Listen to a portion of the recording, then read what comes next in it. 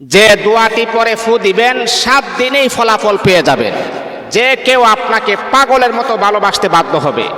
অনেক সময় আছে, অনেক পুরুষ বলেন নারী বলেন, একজনকে মন উজাড় করে তাকে ভালোবাসছে, ভালোবাসার পরে সে আর তাকে পাত্তা দেয় না, সে আর তাকে গুরুত্ব দেয় না। আগে যেইভাবে তাকে ভালোবাসতো, যেইভাবে তাকে মহাব্বত করত, কেয়ার করত, সেইভাবে তাকে আর মহাব্বত করে না, কেয়ার করে না।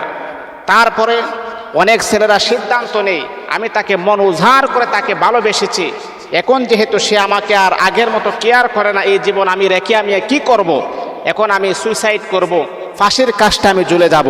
হ্যাঁ যুবক, তোমাকে আমি বলছি শোনো, তুমি কি জানো তোমার জীবনটা কাবা শরীফের চাইতে বেশি দামি? তাহলে তুমি কেন একটা মেয়ের জন্য কেন সুইসাইড করবা?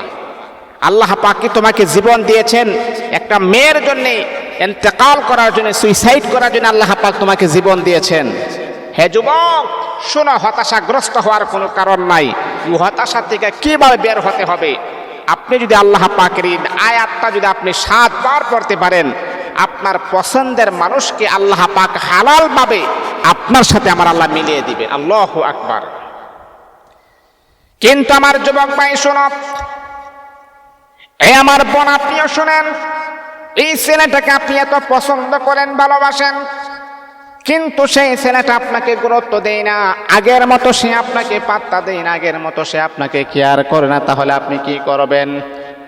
অনেক সময় আছে অনেক নারী বিষ পান করে, না না এই জীবন আর রাখবো না, যাকে আমি এত ভালোবাসলাম, এত মহাব্বত করলাম, সে যদি আমার সাথে কথা না বলে, আমার নাম্বারটা ব্ল্যাক লিস্টে পালিয়ে রেখেছে, না না আর এই জীবন আমি রাখবো না, আমি চলে যাব। ও আমার মনেরা, এই আমার যুবক ভাইরা, না না হতাশাগ্রস্ত হবেন না।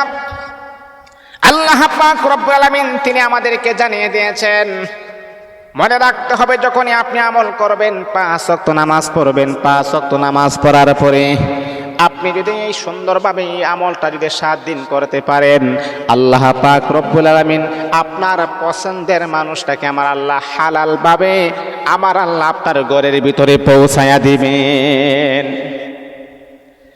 তাহলে 1 নাম্বার হলো 5 ওয়াক্ত নামাজ পড়বেন। 2 নাম্বার হলো যদি আমলটা যদি আপনি শুরু করেন, তাহলে 3 বার দরুদ শরীফ পড়বেন। 3 বার দরুদ শরীফ পড়ার পরে ইস্তিগফার আপনি 3 বার পড়বেন।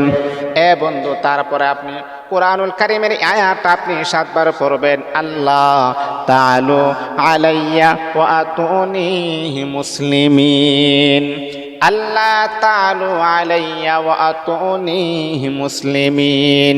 এই আয়াতটা আপনি 7 বার পড়বেন।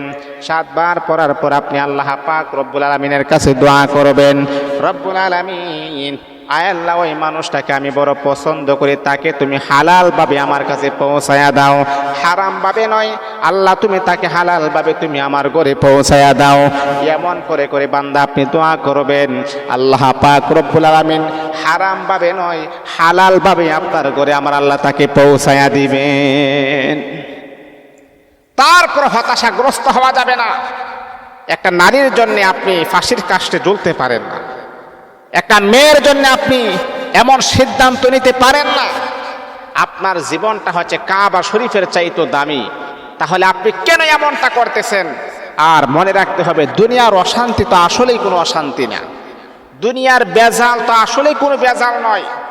দুনিয়ার অশান্তিতে এটা তো কিঞ্চিত পরিমাণ অশান্তি। আপনি জানেন, এই জগৎ থেকে আপনি যখন অন্য জগতে চলে যাবেন, তারপরে যদি আপনি জাহান্নামী হয়ে যান, এর চাইতে পুরা কপাল আর বদনসিব আল্লাহ পাকের জমিনের ভিতর আর কোনো কিছুই হতে পারে না।